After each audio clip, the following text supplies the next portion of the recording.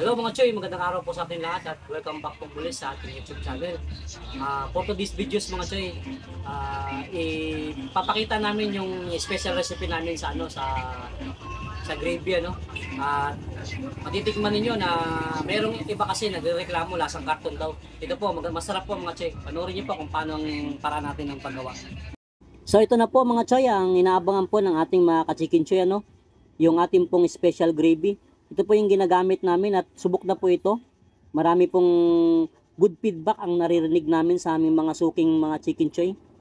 Ang gawin nyo po mga ka-chicken choy, bumili ka ng butter tapos hatiin mo, yung kalahati yung po yung gamitin niyo.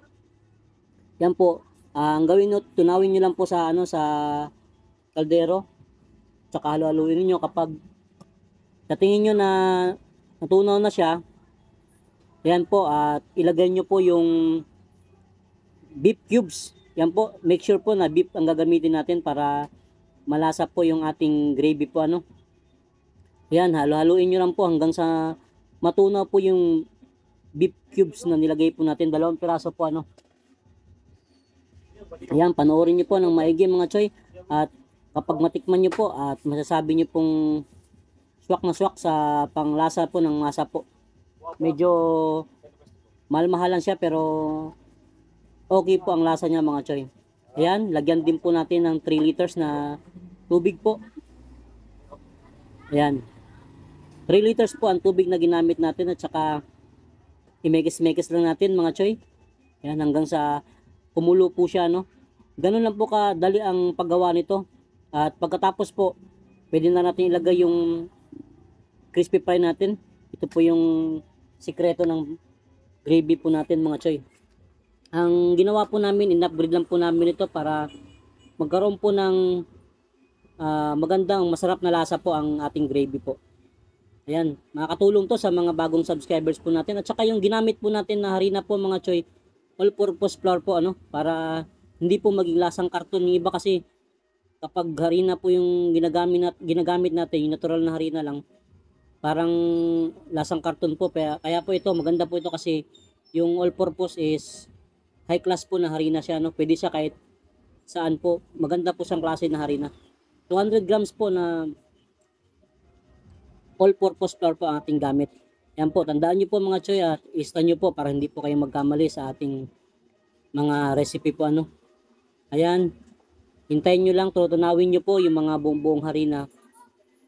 Tapos halo-halo lang natin mga choy hanggang sa maging malapot po siya at saka makuha ninyo ang tamang lapot po ng ating gravy. Ayan. At wag niyo po sanang kakalimutan na lagyan din po siya ng 2 kutsarang asin para maging balance po ang lasa po niya Tsaka matagal po masira ang ating gravy. Lalo na kapag buong araw tayo nagtitinda.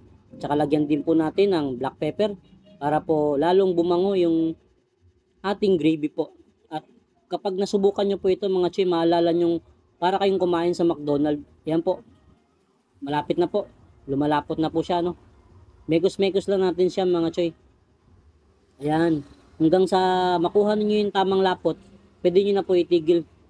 At ready to serve na po yan kapag nakita niyo pong okay na po Ayan. Sana po makatulong to sa ating mga bagong nagninegosyo po ng FC, lalo na po yung mga nasa ibang bansa, yung mga OFW po natin. Shout out po sa inyo lahat. Ayan, halo-halo lang po mga choy. At ito na po yung finished product po natin mga choy.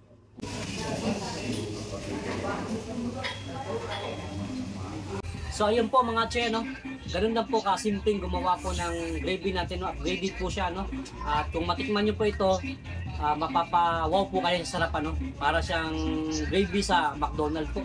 Yun po. At sa mga nakapanood ng video nito, huwag niyo pong kalimutang i-share at i-like po at i-subscribe po sa mga bagong subscribers natin, yung YouTube channel po natin. Huwag niyo pong kalimutan. Salamat po sa inyo lahat at shout out po.